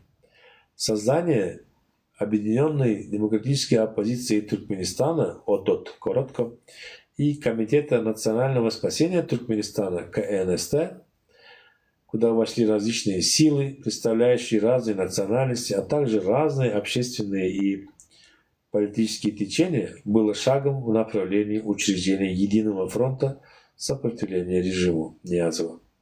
Именно некоторых людей, входивших в ОДОТ, из соображений их безопасности мы не могли назвать тогда и не будем делать этого сейчас. В Туркменистане было объявлено о проведении парламентских выборов 12 декабря 1999 года. Я решил участвовать на этих выборах и готовился к поездке в Туркменистан.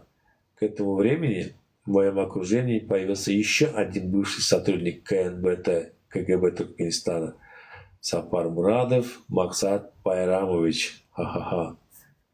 Какой интересный персонаж. Многие из наших, думаю, его знают. Айдаджак Маэдован, Маэтуркмен Айдаджак, но книга написана на русском языке, и я решил ее прочитать на русском языке. Надеюсь, я ее прочитаю, закончу, и когда будет другой эфир, мы можем на эту тему подискутировать. Или давайте можем сейчас прям дискуссия edelim isterseniz. 5 minut duralım, dискуссия edelim.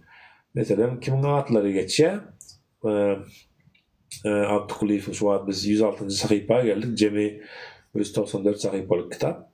106 sayfasında diğer ki bäreçelli gelenine Sapar iklimimin adı geçe, Halmurat Söyünümün adı geçe, daha yine şu an önümüzden çıktı. Bu iş KGB'nin önkü işgari Sapar Murat maksat yol. Ya Sapar Murat maksat bayram iştik çiş var o sette geçperin gıyır adamların arasını bulaştık verin. Bunun adı var, bir giden adamların adı var, ülkeden adamların adı var, Türkmenistan türmelerine aldığı yol bilen koyverilip 5 adam gitmeleken diye misal için Söyünüf gitmeleken, Halmurat Söyünüf, Hoşarlı Garayev, Muhammed Kuli Aymuradov, sonra yine bir tanrının familyası ve adım Hoşanak, Çağrı Kuliyev, yeni birileri, Yusuf Kuliyev ve Murat Esenov diyen adamlar gitmeleken bilet alınıyor 5 adamı yöne bilet uçmağına gezek kalanda 3 adam Murat Esenov, Halmurat Söyünov, Çağrı Kuliyev gerek biletini tapşırıyorlar. Belki ikisine de aytmayanlar sebebi bu gurumdaştığın şayadı Hoşarlı Garayev'in maşgalası sona Garayev'e bu datladan havarlıdı diye. Yöne bunlar gittiler. Bunları kaçırdılar. O üçüsü biletini tapşırdı. Beyleklerin gitme bunların pul maşenistçileri var bundan pul alıyorlar, pulumuza uğurlattı diyorlar. Biri beni vurdular diye yıllardan sonra anıklak görsem şu doktoru görenler şu ne oldu? Vurulan neticesi udarları güçlü mü diyeceğim. Şu kellesinden kırçılan yara gördük. Elinin ayağının dövülen yer tapılmadı diye yani öyle 3 adam demir bilen armatur bilen ırkıdan iz yoktu diye kellesinden kırçılan iz vardı diye. Yani bunlar oyun oynuyorlar. Murat Esenov diyen adam KGB'nin agenti, Kliçkası filosof, Halmurat Söyünov iyi yani kim adı Murat Esenov, Halmurat Söyünov Çağrı Kuliyev diyen 3 adam. Ne seyredin? Ve şu tayaçelli genellerine 1998 yılın 98 yılın neresinde şu sayfada geçti.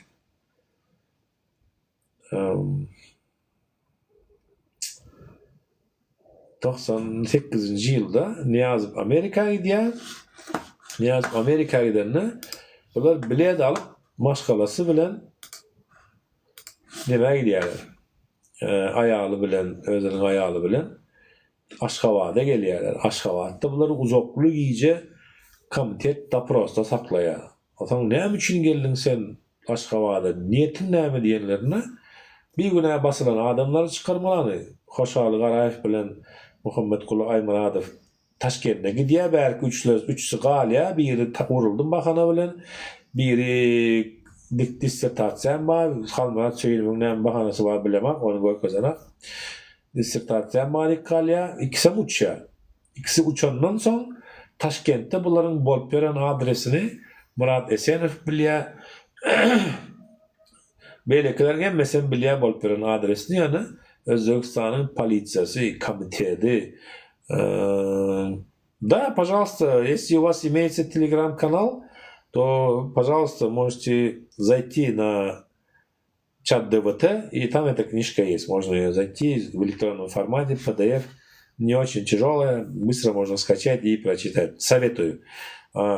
Описана ситуация тех времен глазами очевидца, человека, который это пережил на себе, от начала до конца, и который вот так вот карты нам раскрывает будущему. Это он пишет, в конце этой книги есть такая фраза, где он пишет, что не хочу заходить вперед, чтобы не потеряла интерес. Думаю, это почитаем к концу. Он пишет, мне кажется, он пишет исповедь. Как было, что было, кто чем занимался, кто есть кто. Ладно. К этому времени, 12 декабря 1999 года, ко мне подходит бывший сотрудник КГБ Туркменистана Сапармурат Максат Байрамович. С ним познакомил Бердыев Какаджан и рекомендовал его как человека, пострадавшего от нязского режима. Мысли и рассказы Максата всегда были сумбурными. Чтобы извлечь что-то полезное из его рассказов о ситуации в Туркменистане, всегда нужно было домысливать за него какие-то детали, для получения более или менее ясной картины. Он не договаривает, там что-то там придумывает. Ну, ясно. Ну, думаю, все прекрасно уже знаем, кто этот человек, чем он занимается. Как и многие другие КМБшники, приходившие ко мне и предлагавшие свою помощь, Сапармурадов пытался мне внушить мысль о насильственном захвате власти, отстранении Ниязова от власти. Насильственный захват захватил речь о подготовке вооруженного восстания.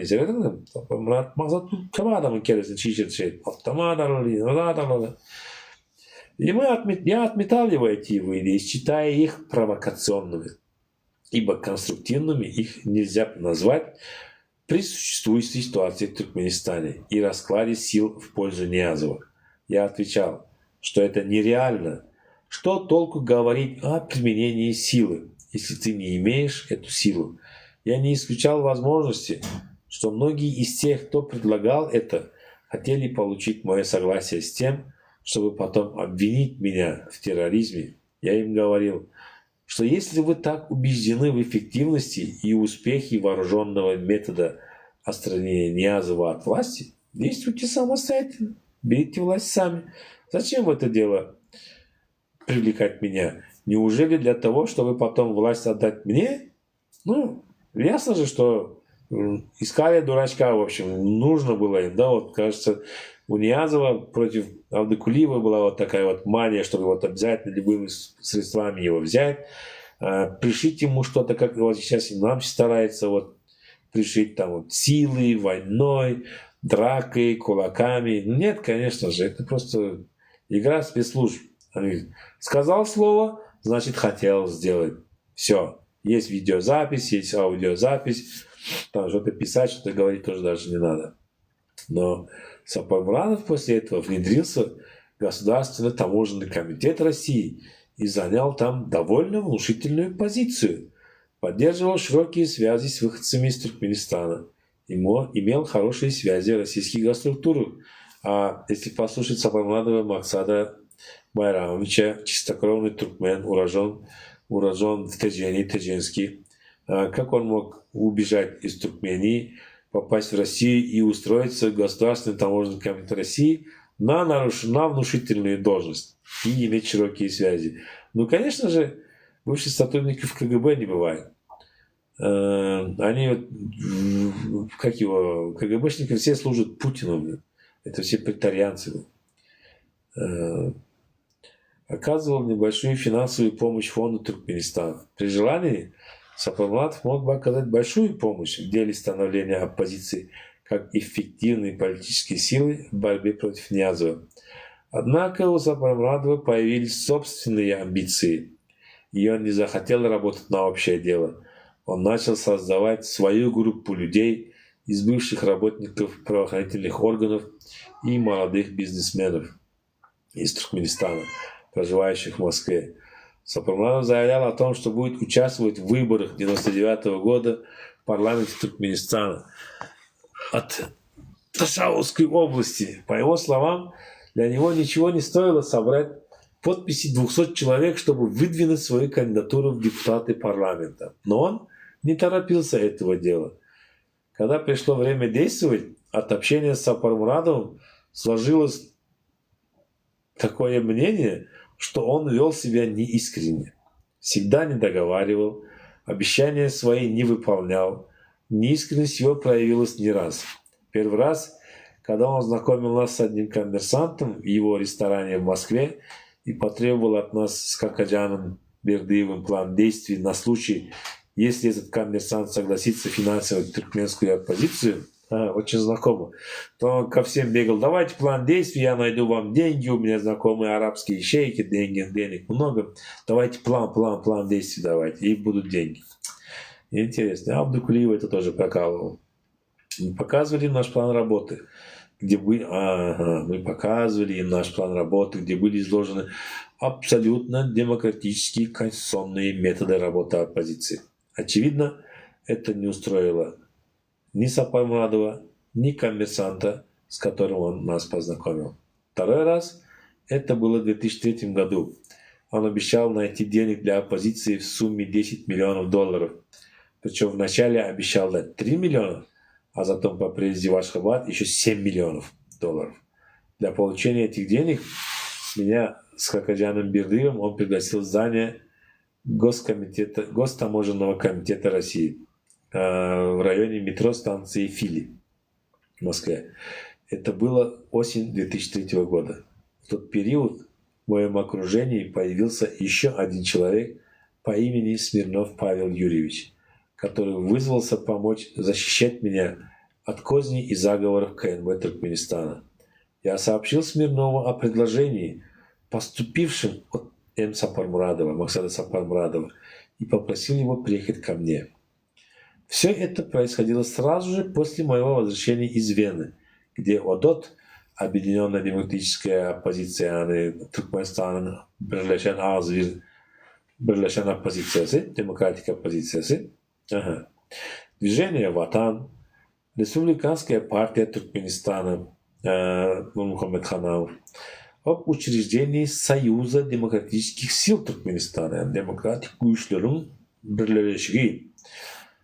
Следует отметить, что этому предложению Сапармурадова предшествовала его более чем сомнительная поездка в Туркменистан. Интересно, Туркменистана Ковля, Turkmenistan'a narazi gelip opozisiya koşuluyor. Turkmenistan'a gidip gelip demek bunlara da gidip gelip veren mümkün. Гизли. У Смирнова после встречи с Сапармурадовым в Государственном таможенном комитете России сложилось твердое мнение о том, что мне нужно быть предельно осторожным, ибо готовится большая провокация с участием КНБ Туркменистана. Видишь, Смирнов встретился с Сапармурадовым, послушал его и раскусил. Как и мы иногда расшифровываем эти кыргызчики, когда к нам тоже подходят, некоторые там что-то говорят, или народу лапшу вешают, или там пыль в глаза пускают. Будь осторожен, будет очень большая провокация со стороны КГБ Туркменистана. Не знаю, что подтолкнуло Сапармурадова к тому, чтобы больше не возвращаться к вопросу оказания финансовой поддержки туркменской оппозиции в сумме 10 миллионов долларов США. Но больше он не обсуждал этот вопрос с нами. А Сапармурадов скоро полностью отошел от меня и забыл, где я проживаю. Потому что план, который они хотели сделать, комитетчики с Савдой Кулиевым, провалился.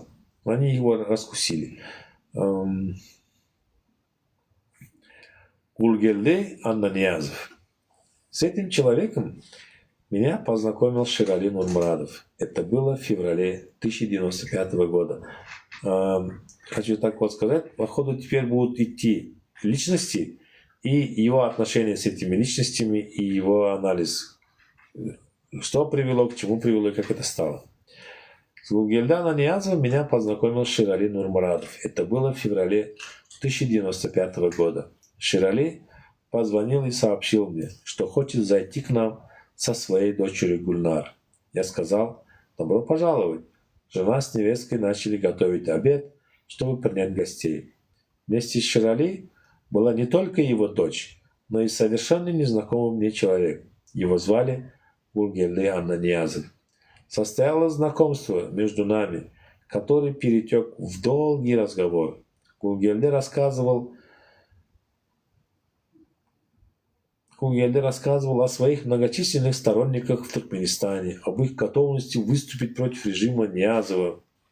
Он просил меня и Ширали возглавить их движение. По его мнению, успех был бы гарантирован, если бы мы согласились участвовать в их движении. Я ответил ему: зачем вам наше участие, если ваши организации состоят несколько тысяч человек, и они хорошо организованы?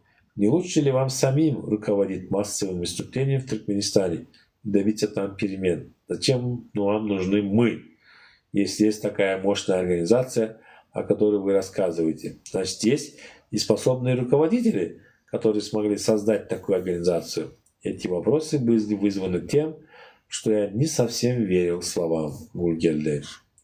Вместе с тем, Аннаниязов настаивал, чтобы мы дали согласие на участие в массовом митинге неповиновения политики Ниязова, который они могут проводить в Ашхабаде могут провести в Ашхабаде в любой удобный для нас день.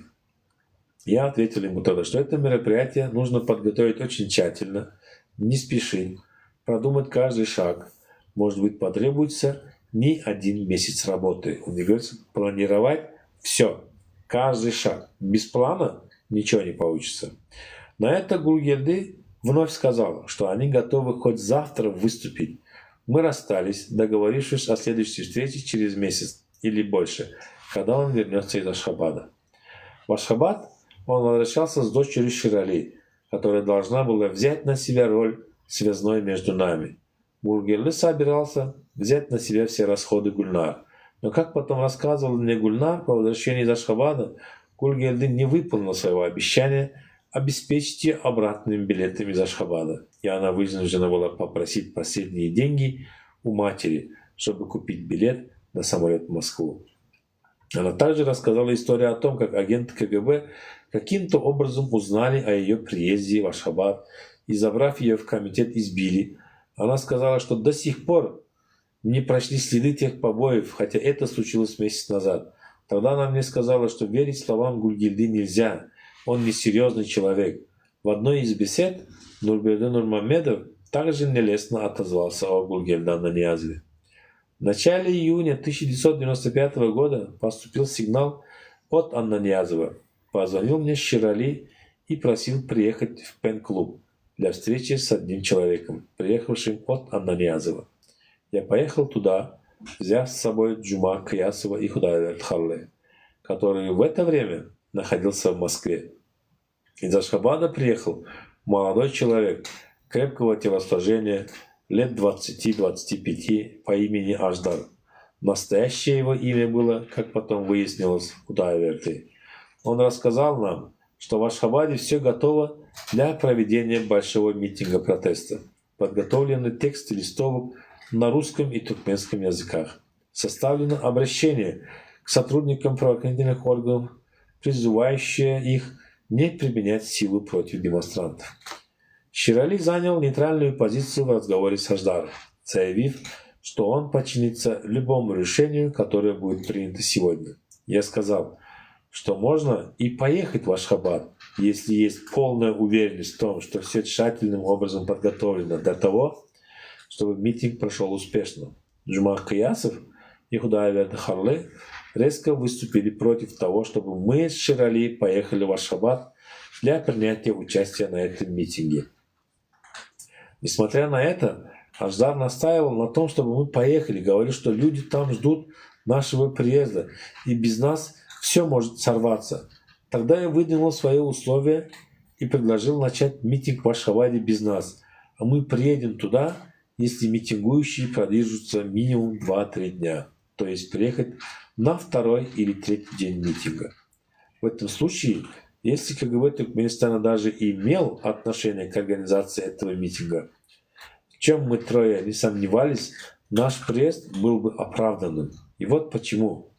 Если КНБ рискнет пойти на такой шаг для того, чтобы заманить нас в Ашхабад и арестовать, то существовавшей тогда ситуации в Туркменистане массовый митинг, если он продлится минимум,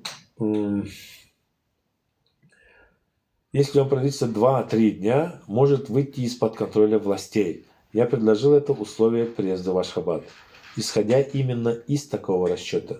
Я понимал, что КНБ не мог не знать об этой готовящейся крупной акции, и вряд ли бы он согласился терпеть предложение митинга 2-3 дня. Аждар без особого энтузиазма принял наши условия приезда в Ашхабад, и мы попрощались с ним в тот же день. Я сообщил ему, что 5 июля я собираюсь ехать в Прагу. Но это ничего. Если митинг будет проведен, и вы продержитесь несколько дней, то я приеду из Праги, как и планировали. Я с женой уехали в Прагу. И 9 июля мне позвонил из пен-клуба в Москве Ширали Нурмурадов. Он сообщил, что приехал в Москву брат Аждара и требует, чтобы мы выехали в Ашхабад для участия в митинге. Я сказал Ширали, что мы поедем только в том случае, если будут соблюдены те условия, которые мы выдвинули на встрече с Аждаром. Тогда Ширали попросил меня объяснить это посланнику из Ашхабада. Я сказал ему твердо, что мы никуда не поедем без выполнения наших условий. Через некоторое время в туркменской службе «Радио Свобода» поступил другой телефонный звонок. На этот раз из Ашхабада или другого места звонил Гулгелди Аннаньязов, и он почти ультимативно требовал нашего приезда в Ашхабад для участия в митинге. Я и ему напомнил наши условия. Он заругался и сказал, что обойдутся без нас. Из сотрудников радио, присутствующих при этом разговоре, Мехмед Сахатов подталкивал меня к тому, чтобы согласился ехать в Ашхабад. Остальные молча слушали мои ответы звонившим оттуда. 12 июля все средства массовой информации сообщили, ссылаясь на корреспондента «Известий» Кулешова, о массовом митинге протеста, имевшем место в Ашхабаде. Число митингующих, как писал Кулешов, доходило до 1200 человек. Но они не продержались и часа. Их разогнали путем обмана и жестоко расправились со всеми. Некоторых активистов этого движения туркменские спецслужбы пытали и забили до смерти. По этому делу было арестовано 26 человек. С одним из них, Чармурадом Гуровым, очень жестко обошлись в тюрьме. Его подошедшим до нас сведениям подвергли мученической смерти. Остальных освобождали постепенно из тюрьмы под давлением международных правозащитных организаций. Немало усилий прилагала и туркменская оппозиция для освобождения узников туркменской тюрьмы, оказавшихся за решеткой из-за участия в событиях 12 июля 1995 года. Последним из тюрьмы освободили Гулгелди Аннаньязова, одного из организаторов митинга 12 июля 1995 года. В настоящее время он живет в эмиграции в Норвегии. Но в апреле 1998 года, когда я приехал в Ашхабад, меня допрашивали в КНБ. И по поводу Гулгелди Аннаньязова, в частности, мне предъявили обвинение, ссылаясь на слова Гулгелди о том, что якобы я подбивал их на антиправительственные акции, обещал обеспечить деньгами. Я сказал, что это ложь. Тогда следователь Бегмурат Отузов дал мне прочитать письменное заявление Гулгелди об этом. Я потребовал очной ставки. На очной ставке Аннаньязов рассказал все, как было между нами, и не подтвердил свое письменное заявление. Очная ставка записывалась на видео, и нам не разрешалось говорить о чем-либо другом. Кроме темы этой встречи, тем не менее, мы с Гулгелди поговорили. Я расспросил его о том, как он чувствует себя в тюрьме, как с ним обращаются, поскольку он выглядел смертельно больным человеком. Очевидно, он был заражен туберкулезом. Гулгелди умоляюще просил сделать все зависящее от меня для освобождения его из тюрьмы с тем, чтобы он мог умереть дома на свободе. Нас грубо прервал Бегмурат Отузов. Я обещал тогда Гулгелди сделать все, что от меня зависит до его освобождения. На пресс-конференции, устроенной нами по возвращении из Туркменистана, я рассказал собравшимся о просьбе Гулгелди и просил журналистов и правозащитников помочь освобождению Гулгелди Аннаньязова из тюрьмы. И страница 114. Надеюсь, на сегодня, думаю, хватит. Извиняюсь, что я так долго все это сидел, читал. Может, вам и занудило. Очень интересная книжка. И надеюсь, завтра будет продолжение. А также выложу этот эфир, кто хочет его послушать второй раз. Он у меня будет на YouTube-канале. Я его выложу через какое-то время. А завтра продолжим. Страница 114. И начнемся от Сердара Рахимова. Был такой человек, Сердар Рахимов. Узнаем, кто он и что он. Всем спасибо за то, что слушали терпеливо. Мы разберемся с этой властью, но нам надо знать хотя бы историю, близкую, которая была в нашей истории оппозиции Туркменистана. Всем